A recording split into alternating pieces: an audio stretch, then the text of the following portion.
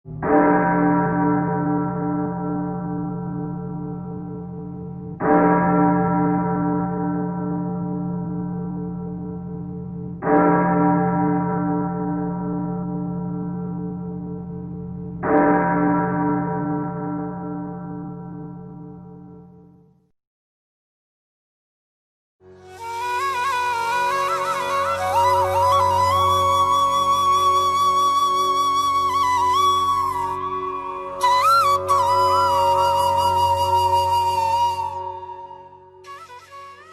हमारे जो आप लोगों को culture matters with Kailash Mishra में स्वागत है। जो हमारे विद्वान हैं आज प्रोफेसर नगराजा शर्मा, ये आर्कियोलॉजी के, आर्ट हिस्ट्री के, फोटोग्राफी के बड़े विद्वान हैं, कर्नाटक से हैं। और ये evolution of iconography of lingam and archaeological perspectives of Sharma ji को एंड आर्कियोलॉजिकल पर्सपेक्टिव्स पर बात करेंगे। Professor Sharma will tell us how the iconography of lingam mainly in South India has been found described by the various scholars in the past, and the process is going on. So without delaying, I am requesting, and I am really very thankful to you for accepting my invitation, and in a very short span of time you very happily agreed to deliver this much awaited, needed lecture demonstration. After discussing with you, I discovered that you are an extraordinary photographer, you are an art critic, you are an art historian, and you have in multiple dimensions of creativity, knowledge and cognition. This is really a good thing for us. So you are respected here, honored here. We are very honored to have you here, sir. Please continue your lecture demonstration. Namaskar, Namaste, good morning, good afternoon and good evening as well. History is based on two factors, namely pace and the time. Without these two wheels of geography and chronology, the cart or the ratha of history can never move. But these online programs of these days have demolished both the space and time as well. Now, the time has come to remember the age-old saying, Kalaya Tasmai Namaha. Before I commence my sharing, I perform my duty by extending my gratitude to this prestigious organization for having given me this platform to share my thoughts with you all. I congratulate them for their yeoman contributions in uplifting the Indian culture and restoring the heritage as well. I thank the President and all the office bearers in general, and Dr. Kailash Kumar Mishra in particular for his kind gesture in tuning me up with this organization. Secondly, my friends, I like to extend my thanks to Dr. Srimati Geeta Badikilaya, a friend of mine, the founder member of Destination Heritage, a similar organization in Bangalore, for having introduced me to this platform. Last but not least, my respectful thanks are extended to you all, the scholarly audience, for joining me and enriching this session. Ladies and gentlemen, as you all know, the title of today's presentation is The Evolution of Iconography of Lingam. This title seems to be a little peculiar, as the image of Lingam is a very simple shape and an unadorned icon as well. Most of the time, we find no changes in iconography of Lingam with one another. We all see many varieties of images of Lord Vishnu or Devi, but we see most of the Lingams similar and uninteresting among them. There is a question remained in some of our minds that while we see the human form of Lord Vishnu in the sanctum or Garbhagriha, why do we see only the aniconic form of, and that is Lingam of Lord Shiva there? When we refer to some ancient Agamic and Puranic texts, we come across some conflicts and confusions when compared with the present practices as well.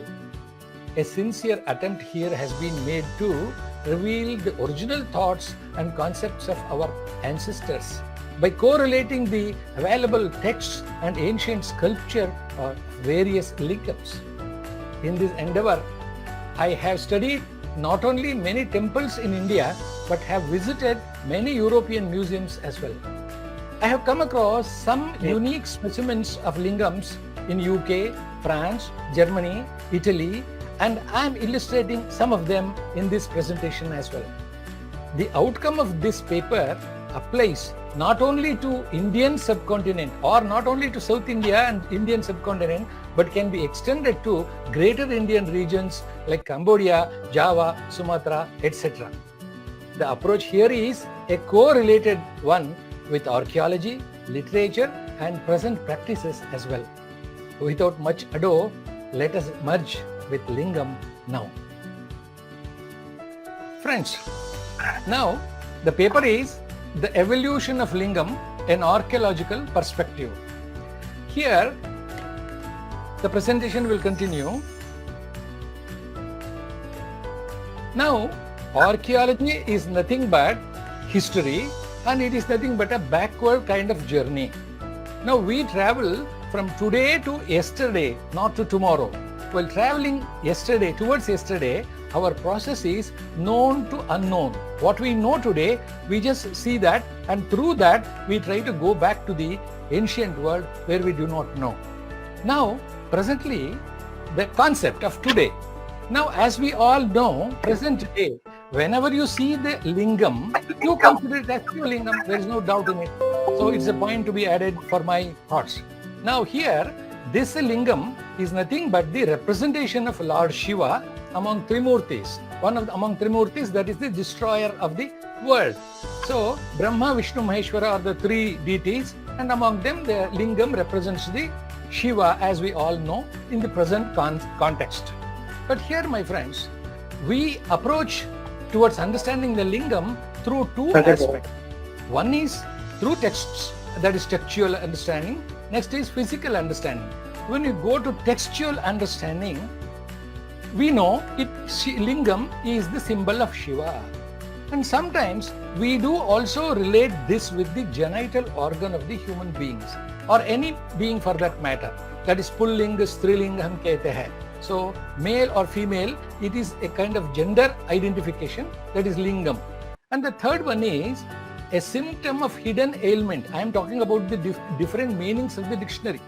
So the lingam is, in our indigenous Ayurvedic medicine system, the lingam means a symptom of the hidden disease. If someone is coughing, that is a sign of he is having some trouble in his lungs, maybe TB or something like. So the external identification or external seeable thing or understandable thing of a hidden thing is called the lingam. So in Ayurveda, what is the lingam of that disease? So he coughs, he sputum also he discharges, or something like that. Now we'll proceed. Lingam means it is just a symbol. Without having any of these description, lingam is also meant in Sanskrit dictionary as a symbol. Now, physically, let us examine the physical appearance of the lingam, shape or lingam. It is a pillar-shaped object. We know all it is. Lingam is a danda-like pillar-shaped object. And secondly, sometimes we come across some lingams which I am going to show you in my collection, and they are like egg-shaped. They are like eggs. And sometimes we see in the lingam, we see two aspects, two parts in the lingam. One is the danda in the center, and you can see this in this picture. And the second one is the pitha. So the linga is combined of two parts. So these are several lingams in my collection. I have got all these, and they are all different objects worshipped in the form of God. They are all lingams, variety of lingams. Now, finding facts from the history. We are going through the written documents and rituals and practices of today and the archaeological observation. Archaeological observation means the history is studied through the texts But archaeology is without text. By seeing an object which is left by the ancestors, we read it and we converse with it. That is the dumb language. Dumb language of the objects will be studied through an archaeologist, which you all know. It's a very common thing. For the new youngsters, I'm going to explain this, that's all. And original truth appears far from the present practices. We have come across so many practices today. As we said, Lingam is the form of Shiva or some other things. But when I went through this, gone through this, I found some conflicts and confusions here. Now, let us examine some of the available lingams in India. The ancient lingam, the most ancient lingam is available in southern India near Tirupati, and that is, of course, Shatavahana period's lingam is there. That is, please mind the date, that is 3rd century BCE. So that is the earliest possible lingam. Though we have come across some lingam shapes in the Sindhu culture, but we certainly say that identify that lingam in this particular Gudimalam. This place is called the Gudimalam near Tirupati. And you see the difference between these two. This is about 12th century, one of the temples in Karnataka. It is beautifully decorated and exquisitely it is carved, and this is just like a dandam, and this is having so many shapes in it. Now let us examine shortly what is the reason behind all these and all. Now let us go back to the ancient literature. After Veda, we come across Upanishads. Now it's a very important point to be patiently understood. Upanishads, the supreme God is Lord Parabrahma. He is above the Lord. We cannot call him as Lord. It is Parabrahma. It is a power and energy. So this Parabrahma is addressed in Upanishads with all these names. You come across many Upanishads. There you see Isha, Ishvara, Maheshwara, Shiva, Vishnu. Even Vishnu we have come across. This Parabrahma identified as Vishnu. And Aja, Shipivishta, Vayu. These are the epithets we find in Upanishad for Parabrahman. So there was no Vishnu or there was no God like Trimurtis these days, but the names were existed and they were identified with the supreme Parabrahman. But in the Puranic period, these names are shared with these three gods. People, so that they have identified, they have noticed or they have thought of energy, the Parabrahman's Srishti Sthiti Laya energy has been diverted in three different people or three different gods. They are sub-gods or gods, and he is the god of the gods. So this is Shiva, Vishnu and Brahma. These are the three gods performing the three acts of Srishti Sthiti Laya. Then these gods were named also with these names. So originally these names of Parabrahman were distributed among Shiva and Vishnu. But the Brahma became obsolete. We all know the Brahma temple is very rare and we have hardly found one or two in India. But what is the reason behind it? If I go through that, the Brahma is a word which is very much related to Brahman. So this Brahman is a neuter gender and this Brahma is masculine gender. So these three are masculine genders and this is neuter gender. Here also, as they have named him as Brahma, there was a little confusion among the common men or the folk between the Brahma and Brahma. In Sanskrit, Brahma, the Chaturbhuka Brahma, is a Pullinga word with a Dirgha, that is long, Brahma like. But this is Brahma or Brahman, he is the word. Now, some more questions arose in my mind.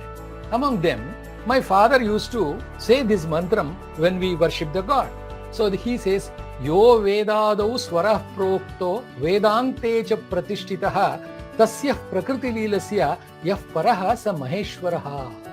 I just question my father, what is the meaning of this? And who is he? Yo Vedadau Swarah Prokto. That is, he is considered as the alphabet in Veda, as the alphabet for this universe, creation of this universe. And Vedantecha Pratishtitaha. Even after the Veda, the Upanishad literature also, it opines him as the supreme power. Then Tasya Prakriti Lilasya, his game of Srishti Sthiti Laya, Yaha Paraha, who is the great, Saha Parameshwaraha, he is the Parameshwara. Then I questioned my father, Papa, there are three different gods responsible for these three different jobs. While that is the situation, how can you expect someone to perform all these three? Is he other than these three, or who is among these three? This is the question. So later generation people like my father, they said that they applied it to their personal deity. If he is Vishnu, they applied this to Vishnu. He is the responsible person for Srishti, Sthiti, Laya and all. If they are Shaiva followers, they applied this to Shiva, likewise. So next I come across, Banabhatta writes in his Kadambari, Rajojushe Janmani Sattva Vrittaye Sthitau Prajanam Pralaye Tamasprishe Ajaya Srishti Sthiti Nasha Hetave Trayimayaya Trigunatmane Namaha. This is also a similar mantra, shloka. Here, Trayimayaya Trigunatmane Namaha. He is having three different jobs and he is having three different characters of guna, three different characters of Srishti, Sthiti, Laya and all. Who is that particular single God? So my question continues there. Now, let us examine the word Isha and Ishvara. As we all know, Isha is nothing but Shiva. Ishvara is nothing but Shiva. This is the common present concept. But when we go to some other literature, now this is Upanishad, Shvetashvatar Upanishad, I have taken this from. Here, Anoraniyan Mahato Mahiyan Atma Guhayam Nihitosya Jantoho Tamakratum Pashyati Vita Shokan Dhatu Pramadan Mahimanam Isham. Here also, the Upanishads, before the Puranic Brahma Vishnu Maheshwara's concept, this Upanishad also addresses the Supreme Lord as Isha, who is Anoraniyan Mahato Mahina. He is the smallest of the small and biggest of the big and all. He is the Isha. It identifies.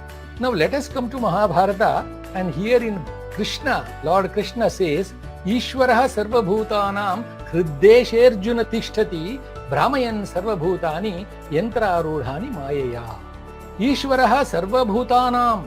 So the Ishvara resides in the hearts of all the creatures on this earth, and Brahmayan Sarvabhutani Yantra Arudhani Mayaya. He is the one who is playing game or who is tuning up the activities of all these creatures. He is nothing but Ishvara. He resides in the heart of every creature, he says. Now let me come to my Karnataka, and there one saint, he is a saint and he is also a samsari. So he is a bhakta, great bhakta by name Kanakadasa. He says in Kannada, Isha Ninna Charana Seve Asayinda Maduveno Dosha Rashi Nasha Mado Shrisha Keshava. Oh my Lord, his Lord is Keshava. Please mind here, his Lord is Keshava, not Shiva. He is Vishnu. Isha, he addresses him as Isha. Isha, you please clear away all my sins. Who am I doing every day like? So here my point is to drag you all towards the identification, addressing the Supreme Lord, that is Vishnu, and also he adds Keshava in his shloka. Then some more Isha and Ishwaras. Are these Isha and Ishwaras confined to only Shiva or even Vishnu? Let us examine. Gommatesha. We have come across Gommateshwara or Jina image in Shravanabelagola and other places. Rajesha, Rushisha, and Jinesha. He is also a kind of Gommateshwara. Hridayesha. When I come home, my wife addresses me Hridayeshwara, Agatu, Agachatu. Likewise, she calls me. Just for example. So Hridayeshwara, who resides in my heart. Then Ravaneshwara. Ravanesha, he is also the king or the lord of Lanka.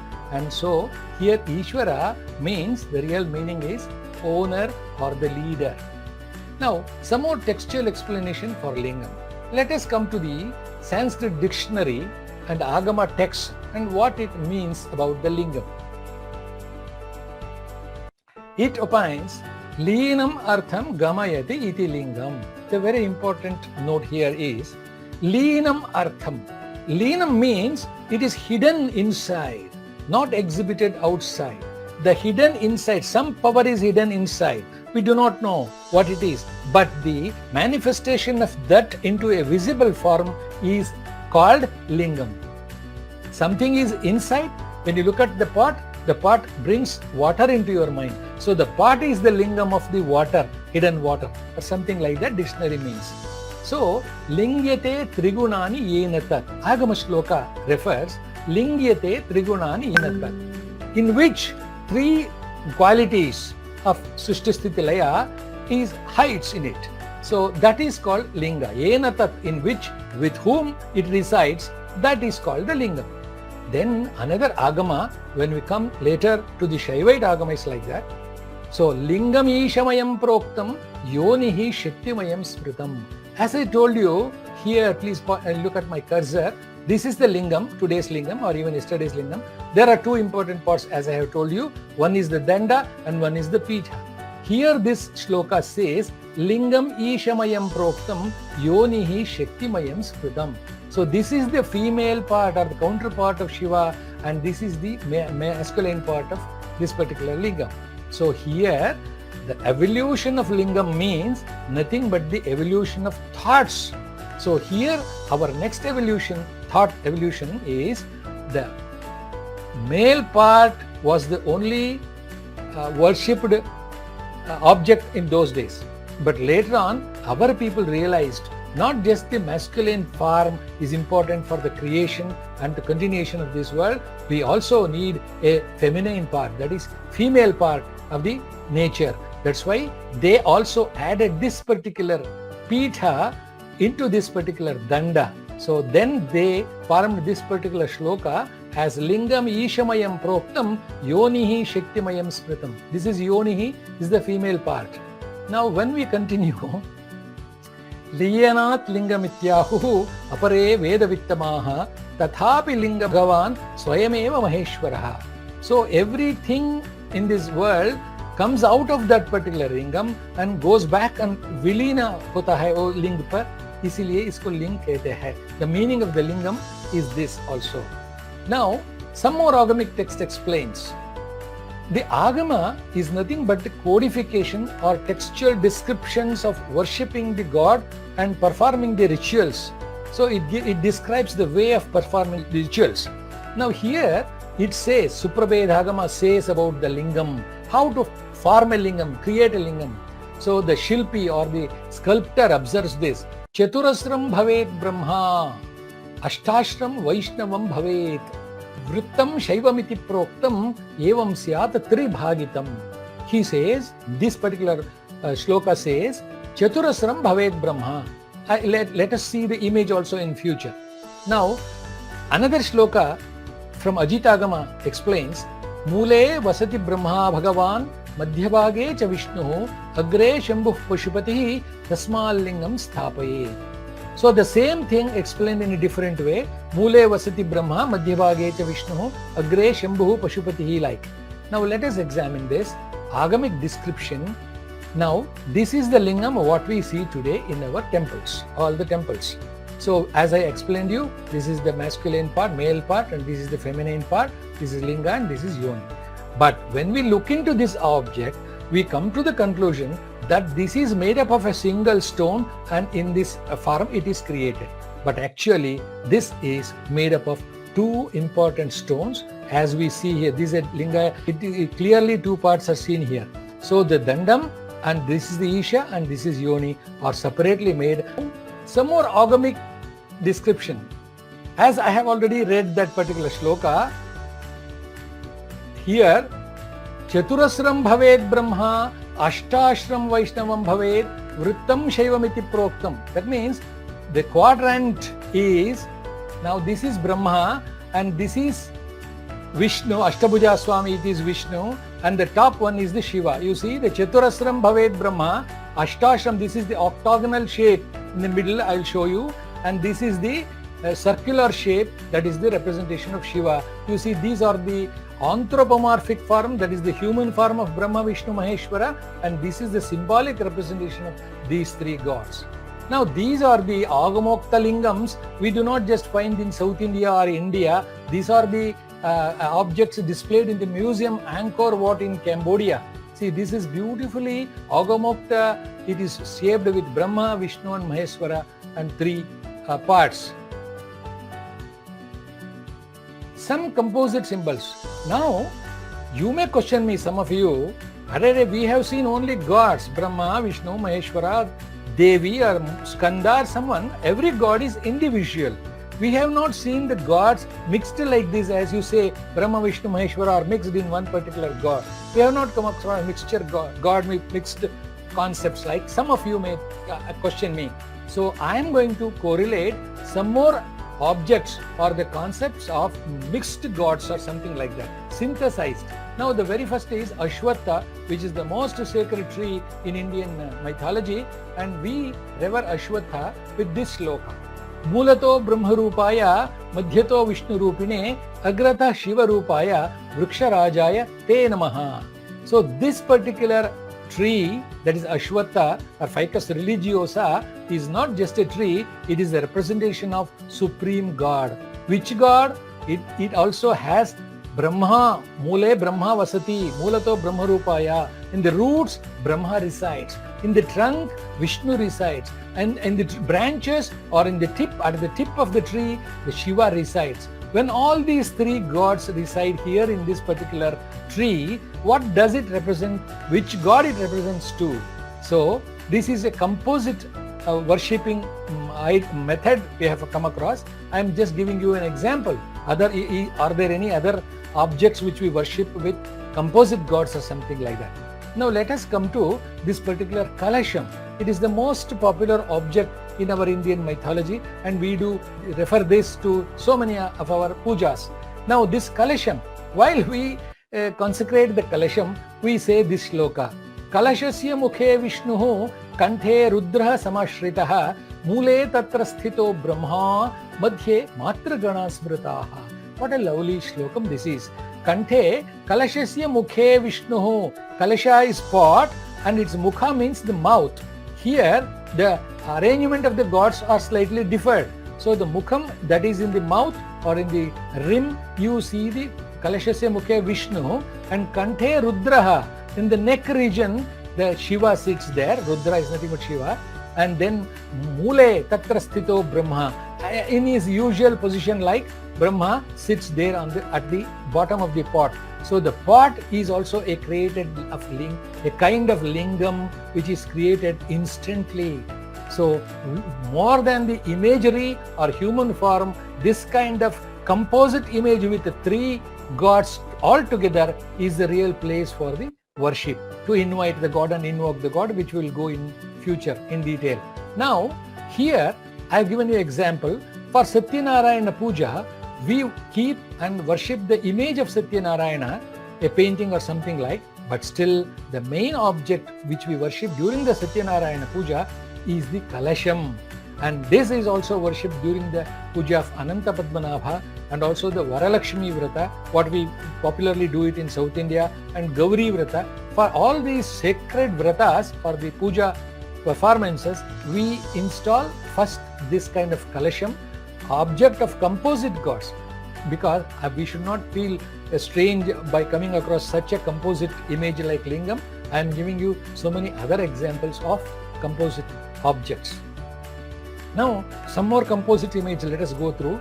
Synthesized symbol of Shakti and Shiva. The Lingam is not just the symbol of Shiva, but it's also a synthesized symbol of Shiva and Parvati or the Devi. That is, a concept is there in Shiva Leela, that is Ardhanarishwara.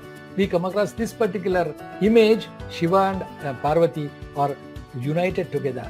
Now synthesized symbol of Hariyardhamurti, that is Harihara, Vishnu and Shiva. Harasya, Hari and Hara, there is no discrimination or bheda among these two. Shivasya Hridayam Vishnu, Shiva Vishnuscha Hridayam Shivaha. Likewise, Shivaya Vishnu Rupaya, Shivarupaya Vishnave. Likewise, there are two joined symbols. My friends, now let me go to UK now. This is a very unique image which I have collected. I have photographed it myself in Albert Victoria Museum in London. Now, let us come across this, let us deeply study this image. This is nothing but a lingam. As we all know, the linga danda is there. But very curiously, the linga danda is having also in the gods represented in the human form. Now if we closely examine, this is the chakra and Vishnu is holding the chakra, and this is another form of Vishnu. One is Narasimha and one is Vasudeva. So here We have identified it and given them the name. This is Chaturmurti. We see 4 different avatars on the lingam. So this is a very unique lingam. And again, I am there in Germany. This is photographed by me in German museum. And here, this is Gime. So here, you see the Narasimha Avatara here and Varaha Avatara here. This is also a lingam represented with 4 forms of Vishnu. Now, some Vishnu images I have seen in Karnataka. This is Narayaneshwara lingam. After reading the inscription during my research, I came out with a temple built for Narayaneshwara. I was so curious about this particular Ishvara and Narayana. Then I visited the temple, but for my surprise, I did not find a human form of image in the sanctum sanctorum. I found a lingam there and inscribed as Narayaneshwara in the inscription. And we see, let us come to Karnataka again, and Ananteshwara in Udupi, a very famous temple which is older than the Madhva Matha there, earlier than the Krishna temple. That is nothing but Ananteshwara. Ananta is Ananta Padmanabha, a form of Vishnu. In his representation, the temple is having a lingam form and worshipped there. Then Surya Lingam. Let me give you another example of Arkeshwara. Arka is Surya. And we have a place called Krishnaraja Nagara near Mysore, also named as ancient Edathore. There we have a temple dedicated to Surya. That Surya is installed there in the sanctum in the form of lingam. Some other deities let us examine. Now this is the Subramanya of Kukke, very popular place. Subramanya is also there in the form of human being, but the original Subramanya, before creating this particular human form, there was a lingam which was worshipped as Subramanya before the advent of this image. So in almost all the temples, this is the Vishnueshwara. This is not Shiva, this is not Shivling, this is Vishnu. Wherever we install the lingam, there if we install a Vishnu lingam, we also have a human form in the late stages. So this is Vishnu behind this particular lingam with Shankha, Chakra, Gada, Padma. This is nothing but Vishnu lingam. We find this in Mamallapuram, that is Mahabalipuram. Now let us go to Andhra Pradesh. Here Simhachala, this is the representation of Narasimha in the form of a linga. This is Swayambhuva linga without carved by a sculptor. I'll just show you in future. So this Narasimha linga is available in this particular place called Simhachala. And this is also again in Karnataka, Ranganatha, a temple, a hill place, Mavinekere. So that in that particular hill, we see the Ranganatha's image, but this is a later one, and originally Ranganatha was worshipped in the form of a lingam. So lingam need not be in this particular shape. Any object which represents the god is the lingam. As we all know, Linam Artham Gamayati, the hidden meaning. Now let us come to some Shakta lingas. Not only lingas representing masculine form. So here we come across some Mukambika, is very famous ancient pilgrim center, Mukambika. She is also represented in the form of a lingam. Later on, the human being loves human form only. But to love kind of aniconic form, we should elevate our capacity from manly to divinely like. So here, as human beings love to see the human form, so in later period, they have installed the human form of Devi. Here, Kamakshi, that is from Kanchipuram in Tamil Nadu. The famous deity Kamakshi is also worshipped in the form of a lingam originally. Later on, they have installed this particular thing.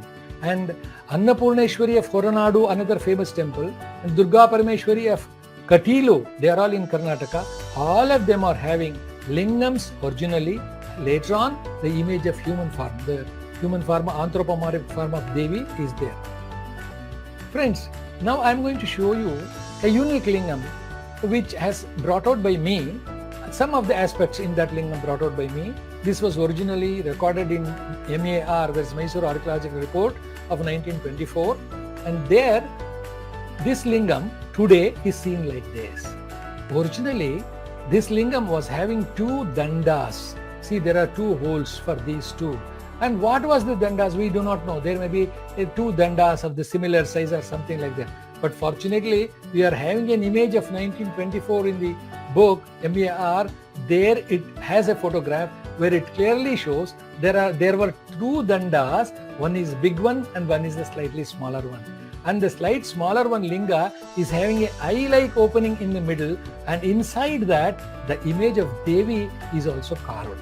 So it is nothing but Uma Maheshwara, or the couple, Shiva couple is here. Now here there were so many things missing in this particular.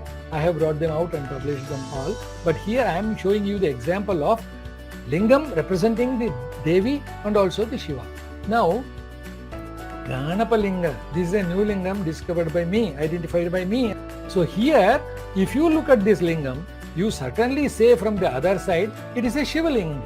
But if you go through properly, there is a hole, an eye-like opening in this particular lingam, a small lingam, it's about 10 inches or something like that. There inside, you will see the beautifully carved Ganesha there. So I call this as Ganapalinga. I have named it as Ganapalinga. That's about 15th, 16th century as per the iconographic features of the surroundings. Now this is in Saranath near Varanasi. There I come across two lingams, namely Ramalingam and Lakshmana lingam. So Rama is also worshipped in the form of lingam. Lakshmana is also worshipped in the form of lingam. Now, outcome of our study, what all the things we have studied so far is giving this particular result. And let us see that. Firstly, lingam is not just the symbol of Shiva. As per our present study, this is the outcome. Lingam is not just the symbol of Shiva. Lingam is a composite symbol of Trimurtis. Brahma, Vishnu, Maheshwara, these three are composed in this particular lingam. Lingam is a composite image. Then lingam is also the symbol of Devi. So there you see the Devi part, and this is also a symbol of Devi. And then lastly, lingam is the symbol of Prakriti and Purusha.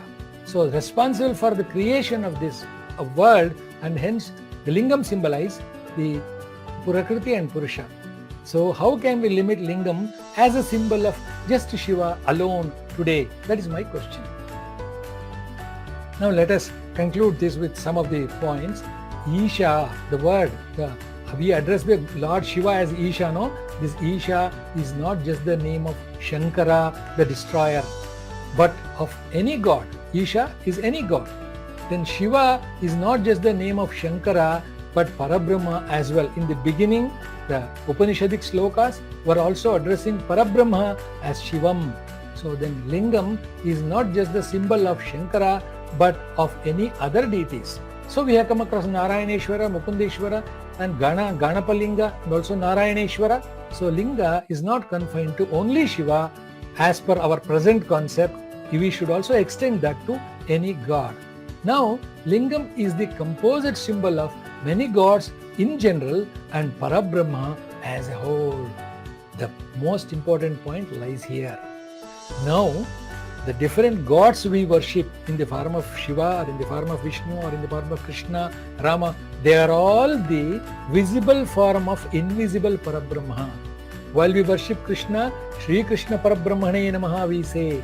Shri Ramachandra Parabrahmane Namaha we say. So Ramachandra is an intermediate step to reach the Parabrahma.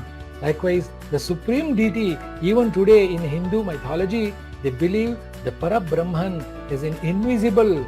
He is a Gunarahita. He is having no characters or no features at all. He is Shunya-like. So please understand.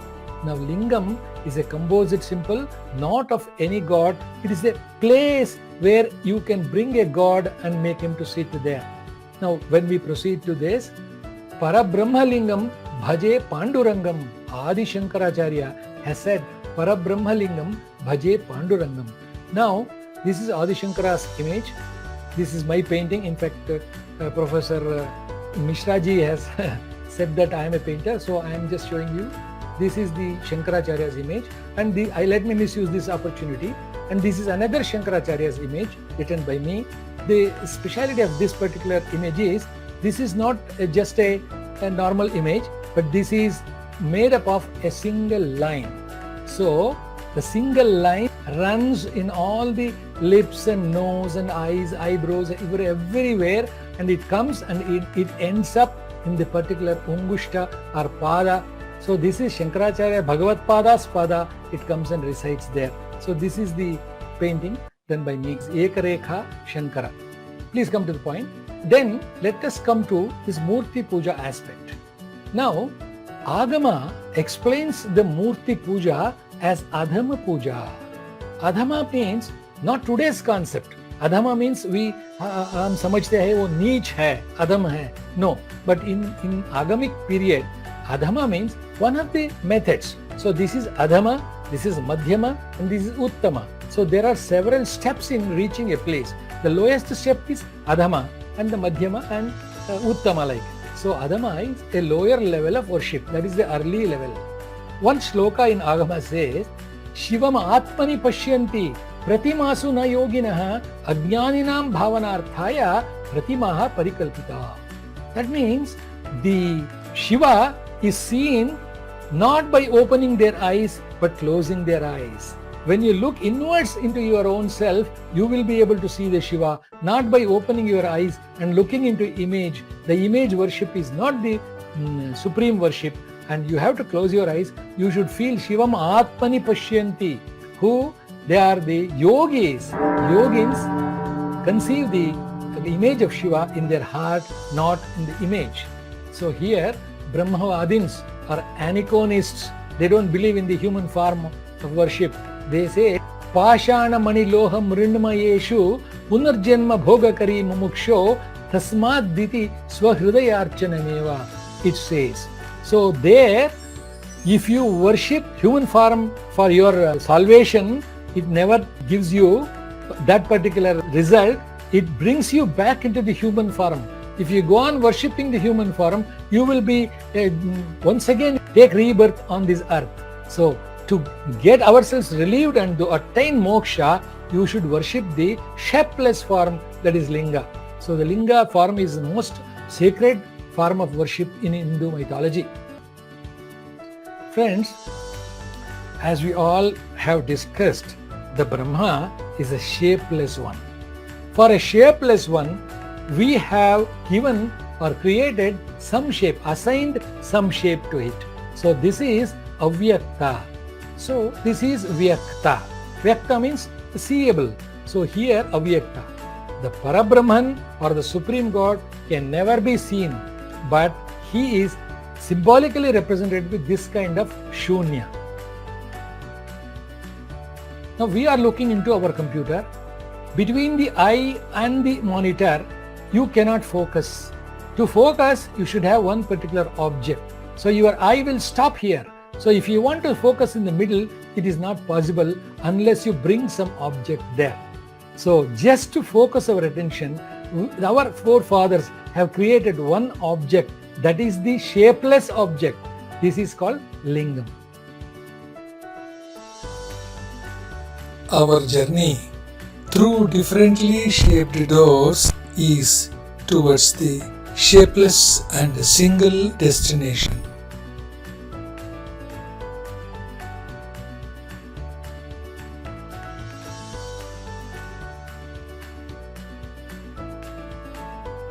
Entries are many, but the goal is one and the same.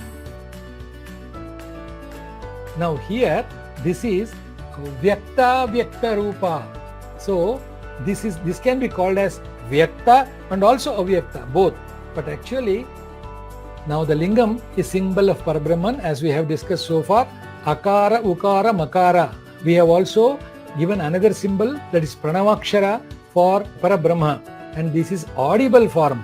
We can listen to it in the sound of Om. So this is Akara Ukara, Brahma Vishnu Maheshwara, all are combined in this. They are formed in the form of a sound, and here it is the visible form of the Parabrahman. Totally, this is a container where Parabrahman resides, but he is seen to us in the God whom we worship or whom we love and whom we like. So this Omkara is also the representation of Parabrahma. Now, let me conclude this with a particular point. This is an egg. So in this egg, what can you suspect? You can suspect just a creature is there inside. It is the external part or a disclosing part of a hidden life there. So this may be a reptile or this may be a chicken, or this may be a peacock. You do not know. But you know only this is an abode of some creature. Peacock or the chicken or something like. Now, lingam is the abode of God, maybe of any God. So, the lingam itself is not God, it is the abode of God. The God whom we invite and invoke there, whenever we prepare a kalasha, there we invoke by saying some mantras. Atra avahito bhava, stapito bhava, sanhito bhava, saniruddho bhava. These are the mantras we recite and we invite and invoke the God in it, and we worship puja for that. That may be a symbol of kalasham, or that may be a symbol of human form of God. So that is just an abode. Lingam is an abode of home of God, where the God or the Parabrahma will come and reside there in the form of our imagery or whatever we like so. Anyway, let us jump to the other aspect of lingam. There are three types of lingams available. One is the Manusha lingam. This is a human being, a sculptor carves it with all these shapes and all, as I told you, Brahma, Vishnu, Maheshwara and all. And this is an untouched stone. This is a natural stone called Swayambhuva lingam, and this will be placed in a peetham like. This is yoni. It will be created by sculptor, and this will be placed there. This is Swayambhuva linga. And finally, this is the Banalinga. This is a kind of a rolled stone in the river. We come across Narmada river. There the stone is rolled for centuries, and that comes to this particular shape. This is Banalinga as far as the Shiva is concerned. I'll show you the Vishnu aspect also, similar one. But I would like to mention one particular sentence in an inscription in Karnataka. That's why I have given it in Kannada script. So that says, let me pronounce it, Kadayada Kandarisada Kayim Muttada Krittrima Rupam. What a beautiful sentence it is. That is Kadayada. It is not carved by a sculptor. Kandarisada. It is not shaped as well. And also Kayim Muttada. It is untouched. The artist or the sculptor is not modified anything by touching it. So that is Akritrima Lupa. Akritrima means not unnatural. It is unnatural. He says not unnatural. So it is natural. So the lingam is a natural shape. That is also called Swayambhuva linga. Now here, a shape to a shapeless power. As I told you, this shapeless power, it has no shape. When the leaf is moving on the tree, the leaf is not moving. The leaf is moving because of the power of the wind. So the symbol of the existence of the wind is the moving leaf. So this moving leaf is the symbol of unseenable thing like. So here let us see, this is Banalinga, representation of Shiva, and there is also a similar representation for Vishnu, that is also Saligrama Lingam. This sense, it is not Vishnu, it's not having Vishnu's face or Gada or something like Chakra or something even.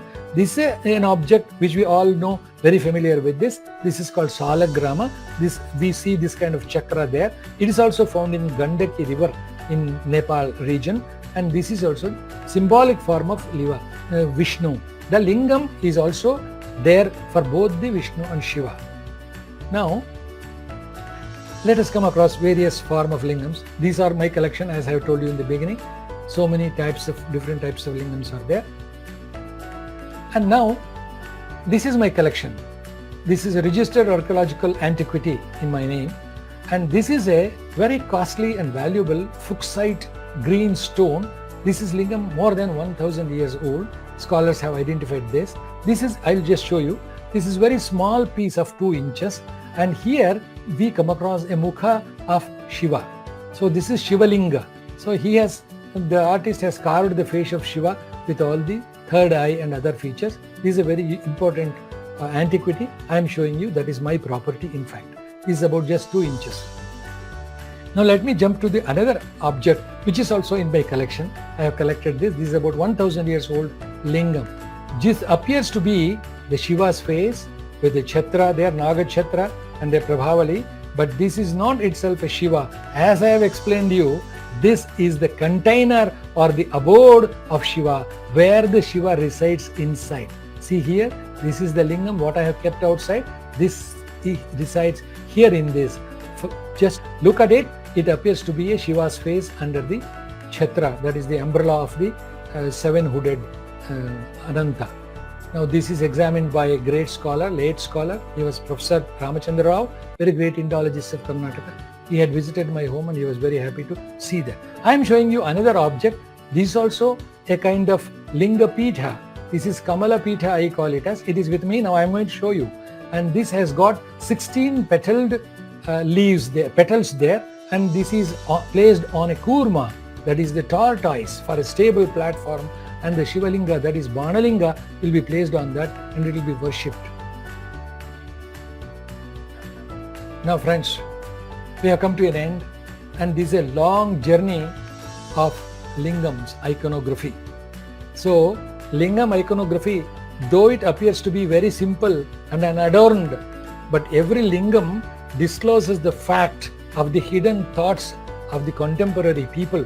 Our ancestors, how they have noticed the lingam is most important. This is purely in the shape of genital organ. You can see this in Tirupati. Even today, around 5 kilometers from Tirupati's airport, this temple is existing there. Later on, this particular projected part or the head of this particular organ is merged into a single pillar, and you can see the shape here. I'm going to show you some more illustrations. And here you see the modification. Then the concept of Shiva and also Shakti, male and female parts are united together. See the evolution of thoughts, not just the image. There will be thought behind the image. And this is the Trimurtis. So Srishti Sthiti Laya, the concept. Then this is a highly decorated, but the urge of the decoration could not be persisted by the human beings. The Vaishnavites, they carved beautiful decorated Vishnu images, but the Shaivites, they, instead of carving anything on the Lingam's head, they carved the beautiful decorated Pitham and they were satisfied. Now the long journey of evolution Lingam has come to an end. I would like to show you an important point, another point. Here, that original lingam, which was resembling the genital organ in the beginning, now it has come down to a flat pillar-like shape.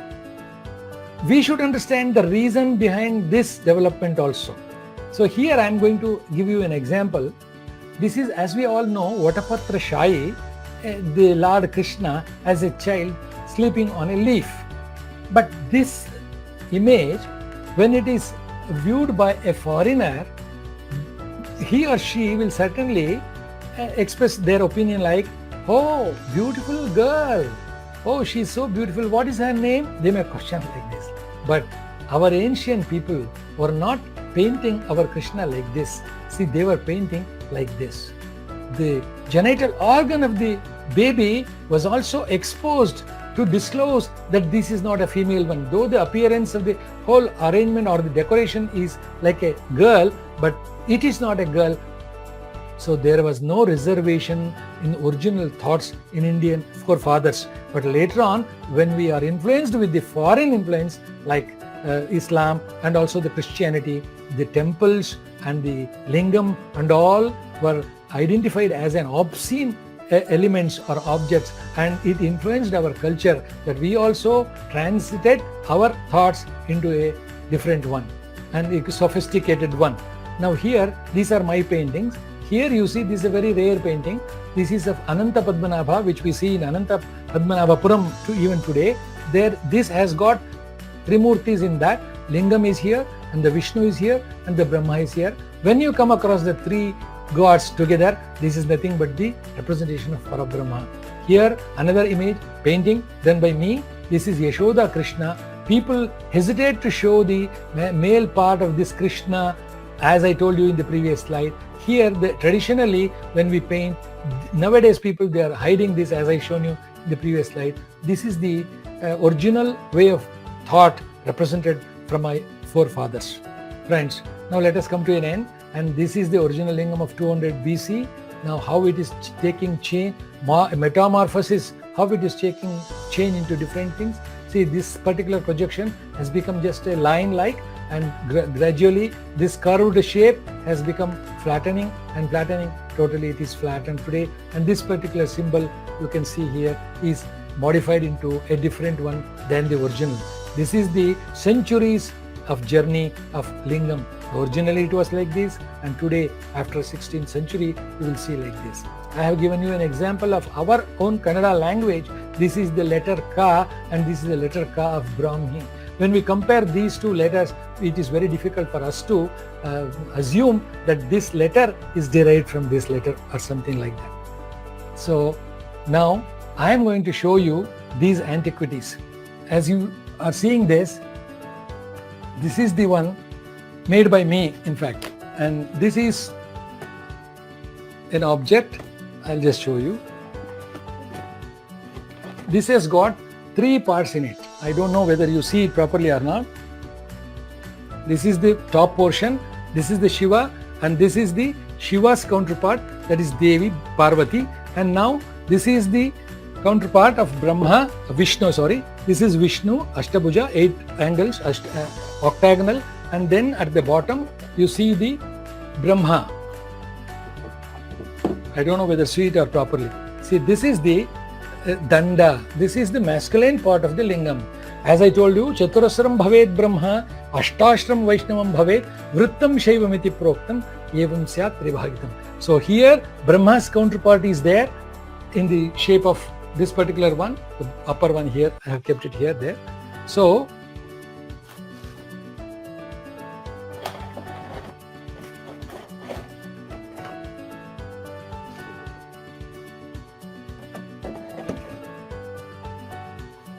this is a model made by me. It is very light. It's not heavy. It appears to be heavy, but it is made with paper mesh or something like that. Now, this is one of the items. I am going to show you one more.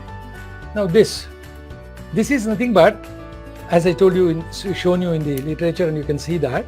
And this is a Linga Karanda. That is a place to keep the lingam.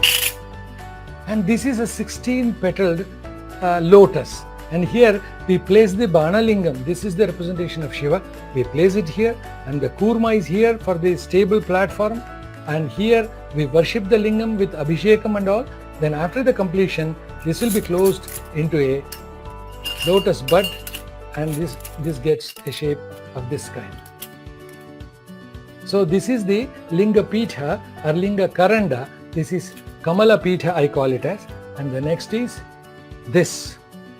The particular lingam, this is about 2 inches, very small object, but it's a very costly, precious stone, Fuchsite. The name of the stone is Fuchsite, and you can see the image of Shiva here with all the features. This is called Mukhalingam, and this is also called as Avyakta Linga and Vyakta Manusha Rupa. This is called in between Vyakta Vyakta Rupa. So this is a form of lingam in my collection. And finally, I am going to show you very interesting and one more object. This is the Shiva. As I have explained to you, this Shiva is not the Shiva himself. This is just a container. Here you have the, sorry, let me go back.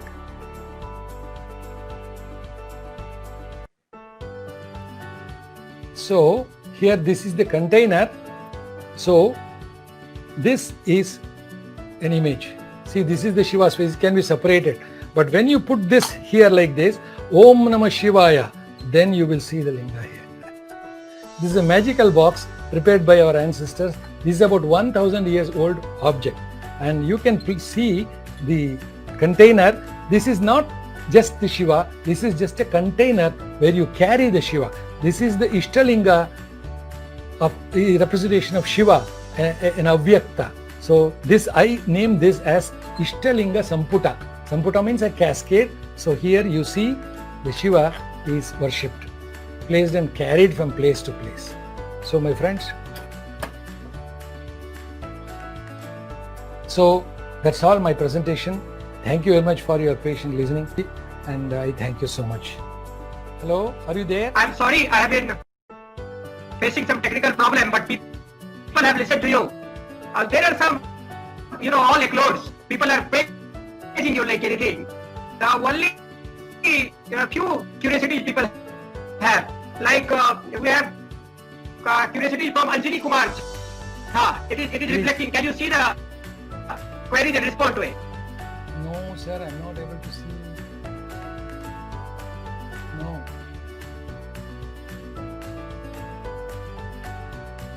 Yeah, sir. Now I'm seeing. Okay. Are you listening to me? How do you explain, sir, the symbol? Anjali has said, how do you explain, sir, the symbols worn on left arms of Lingayata devotees? This is his question. Wonderful. See, the Lingayata concept of wearing the lingam is nothing but the symbolic representation, as I have explained to you now, the Banalingam or the Ishtalingam, what we see here. It is specially made in a particular fashion and they wear it on the left. So here, this fashion or the type of wearing the lingayat on the body has been identified by Shankaracharya himself. That period, that is before Basavanna, who is the reform of Lingayatism. There he says, Shirasi Lingadaraha Shaivaha, Kanthe Maheshwaraha, Bhuje Pashupataha, and there are so many places where we also install or wear the lingam on our body. And for an example, this Mahamalapuram, that is Mahabalipuram god Mahendra Varma, he is said to be the Shiva Lingabhishikta or something like that. That is, he was a Mahashaiva and he was Pashupata or something like sects are there, no? He was wearing the lingam like this on the forehead, on the head. And when he was taking bath, the Abhisheka Jala Purne, the inscription says Abhisheka Jala Purne, the Abhisheka Jala of the Shiva was falling on his body and he was getting bathing like that. So the one what you said about the Lingayat, they wear also in the neck and also on the body. There are different parts, people are there of different sects, they wear it. That's nothing but the Shiva's image, but it is purely Veera Shaiva means. So before Veera Shaivism, there was a common Smarta sect like who were worshipping both the Vishnu and Shiva equally. But Veera Shaiva means, Veera means Raneshuro, Baleshuro, na Karyataha, something like that. There is a sloka. They are Veeras not by holding the sword and fighting in the field, but they are Veera Bhaktas. They are prepared to offer their head even to Lord Shiva. Likewise, they are Veera Bhakta. So, and hence they are called Veera Shaivas. So, to symbolize that their devotion to the Shiva, they wear the particular lingam either on the arm or on the neck or somewhere in the body. Question we have from Dr. Manoj Kumar. He is an archaeologist. He said, Please say also something about Yaksha Swarupa Shiva on the basis of the sacred literature or something. Now, sir, Shiva has been shown as Kirata, or Yaksha, or Nataraja, or so many aspects. These are the fancies of the devotees. So they can see their Shiva in all these forms. But my talk or the study is confined to the form of lingam. This is not the explanation about Shaivism or the Shiva, different aspects of Shaiva worshipping. This is just the concept of lingam and how it is visualized by our ancestors or something like that. And what you are asking is all the fashion of Shaivites or Vaishnavites by writing their avatars or Leela Murtis in Shaiva sects or something like this. More than that, I don't know much about that particular Yaksha Rupa. Everybody is appreciating your presentation. It is a master presentation. It is a brilliant presentation. It is a presentation we all were eager to witness. You know, it's mesmerizing. Your scholarship, your ability to depict, your ability to present, your PPT, your graceful look, everything was superb. Superb. So, Dr. Anjali has said, excellent lecture, sir. Thank you, Sharma Sahab. Anita Mishra said, we are very thankful to Open for giving such a moment. We are thankful to you, sir, for making such a brilliant presentation. Manoj Kumar says, thank you, sir. Like Manoj Kumar said, we learned a lot. Congratulations, sir. So I tell you at the end that we are really fortunate to have you here. We are really very, very thankful to you, sir. And you are now the member of this Open family. Maybe in future, when we want to have you, I am sure you will come and deliver again some meaningful lecture, as we have already discussed. We are going to trouble you for the Sara kind of thing. Finally, I thank you for giving me this opportunity, and I thank all the scholars who witnessed this little talk and enriched me and encouraged me to go ahead of this. Thank you very much, sir. Thank you.